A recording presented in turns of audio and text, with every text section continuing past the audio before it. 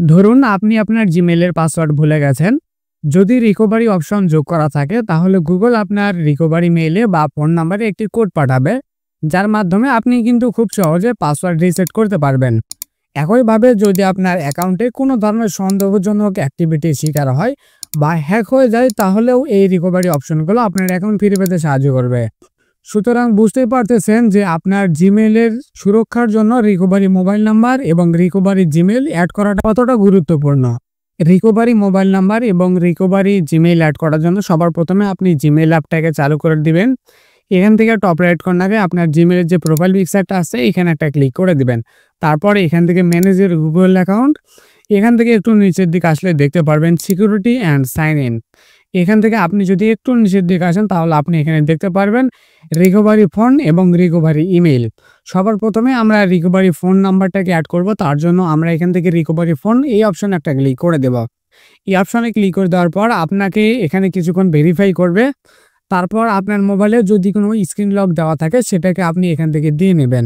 তারপর আপনি এখান থেকে অ্যাড রিকভারি ফোন এখানে একটা ক্লিক করে দিবেন। এখানে ক্লিক করে দেওয়ার পর আপনি এখানে দেখতে পারবেন যে এখানে ইউএস এর একটা ফ্ল্যাগ রয়েছে, আপনি এখানে ক্লিক করে দিবেন।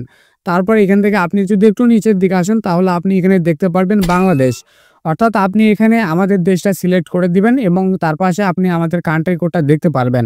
আর আপনারা যারা আমার এই ভিডিওটা ইন্ডিয়া থেকে দেখতেছেন তারা হচ্ছে ইন্ডিয়াটা সিলেক্ট করে দিবেন। অলরাইট, তো আমি এখানে বাংলাদেশটা সিলেক্ট করে দিয়েছি এবং তার পাশাপাশি আমি কিন্তু এখানে আমার মোবাইল নাম্বারটাও অ্যাড করে দিয়েছি। তারপরে এখান থেকে নিচে থাকা নেক্সট অপশন একটা ক্লিক করে দেব। নেক্সট অপশনে ক্লিক করে দিলে আপনি দেখতে পারবেন যে কনফার্ম ইওর ফোন নাম্বার। এখান থেকে আমরা যদি নিচে থাকা সেভ বাটনে ক্লিক করে দেই তাহলে কিন্তু এটা আমাদের জিমেইলের রিকভারি নাম্বার হিসেবে সেট হয়ে যাবে। কিন্তু একটা কথা, সেটা হচ্ছে আমার এখানে কিন্তু কোনো ধরনের ওটিপি কোড আসে নাই, বাট আপনাদের ক্ষেত্রে ওটিপি কোড আসতে পারে। সো যখন আপনাদের ওটিপি কোড আসবে তখন আপনারা ওটিপি কোডটা বসিয়ে দেবেন।